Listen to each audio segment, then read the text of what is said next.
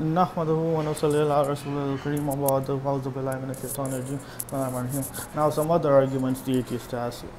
One, they ask who created God, okay, then who created the creator of God, and who created that, who created that, who created that, that creates an infinite regress. So that argument makes no sense. They say if God doesn't need a creator, then why can't the universe be eternal? They say that too, if God is eternal, why is the universe not eternal? Well, the Big Bang proves the universe is not eternal, so you're back at square one. So the universe is not eternal, so it must have a creator that is eternal. And then they ask, how can God be eternal? What was he doing before he created the world? They ask that, and they ask if he was preparing hell for such people who ask such questions. No, that's simple. We don't know really, but here's the thing. Either he was creating other universes before this one, or he was just there by himself. It doesn't really make any difference. Whatever he was doing, it doesn't make a difference. It doesn't disprove his existence. It makes no difference to us. And as the saying goes, agar kuch tha khuda tha, agar na kuch tha khuda tha. So God would exist even if there was something, and God would even exist if there was nothing. So yeah, there's no argument here. Like, just because we cannot comprehend eternity or what it's like to exist forever, just because it's beyond our feeble minds does not mean it can't exist. We know something can come from nothing and something can't create itself, so there must be eternity.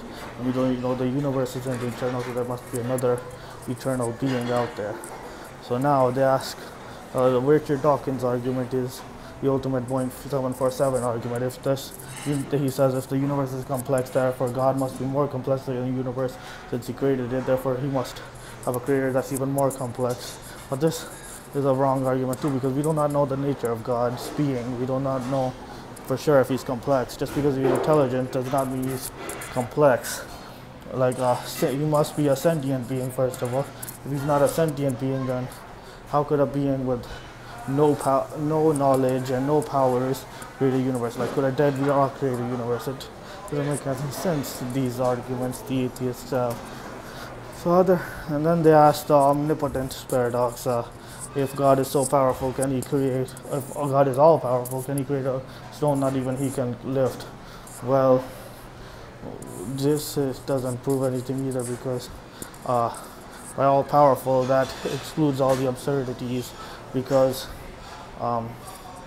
infinity, you can't have a higher number than infinity. What we mean by all powerful is that you can do only powerful things, you cannot do weak things. Like, God can't be weak, an all powerful being can't be weak, so God can't be weak. That we have a local bread and a wheat pretzel salad. So that doesn't mean God is not all powerful just because he can't do weak things. He can only do powerful things. That proves he's all powerful. So none of these arguments the atheists have make any sense. So, and then also they say if God is all powerful and all knowing, then does he have free will? Okay. Now, if he knows how all these things, and but this is beyond our understanding too. We do not know what it's like being all powerful or all knowing. This doesn't prove anything. These silly things cannot disprove anything. So we know God exists, and there is no way to disprove God, and I don't see how there can be no God. So I do not see any reason to be an atheist. Thanks, buddy. Bye.